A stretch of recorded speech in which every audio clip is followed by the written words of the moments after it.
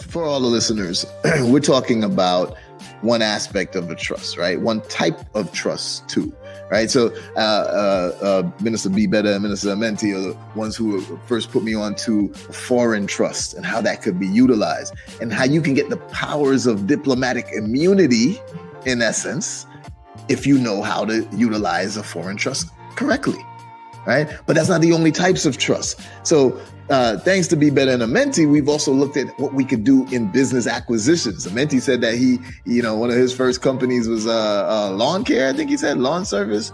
And, it's funny because I was just looking at some lawn care companies for sale recently, right? So now we acquiring businesses and using trust. What are those other types of trust that exist? So the foreign trust is what you kind of been talking about, but what else is there? Yeah. Well, the four trusts that we offer in our services. So first you have the family trust. So the family trust is about your family. That's where you come up with your family crest. Like how you see the king and the queen got it on their gate. Yeah. Rick Ross got the R on his gate. So it's pretty much giving up a warning to not trespass. That's what it is. So let's say you got a gate in front of your house, Bees. If you got a regular gate, somebody can get through it. But let's say you got a gate and you got the letter B written on it. And then you got a crest that represents that letter B that's connected to that trust. Now the trust power is now on that gate. So if the police was to come, you being in trust means you in a different jurisdiction. So let's talk about that a little bit. Wait, before you go into jurisdiction, let me other types. So you got the irrevocable. So really focus on this. You only got two types of trust, types, right? Okay. Which is irrevocable and revocable. So revocable. So that's the thing. You got many types of trust, but you only got two categories of trust. Got you. So you got the irrevocable and the revocable. The revocable is the living trust.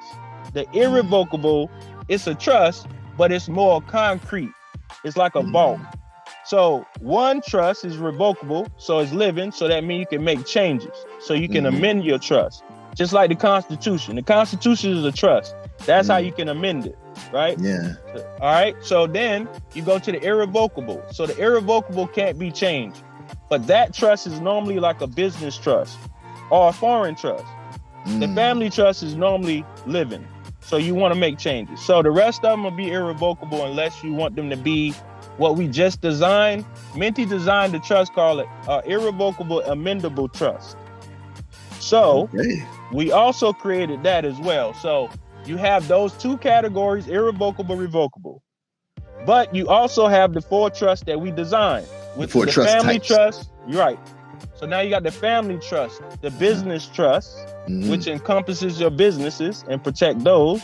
Then you have the ministry trust, where you start to activate your religion and what you believe in, because everybody shouldn't believe in the same thing. That's the problem. Then we have the last one, which is the foreign trust. So the foreign trust is outside of jurisdiction of the United States.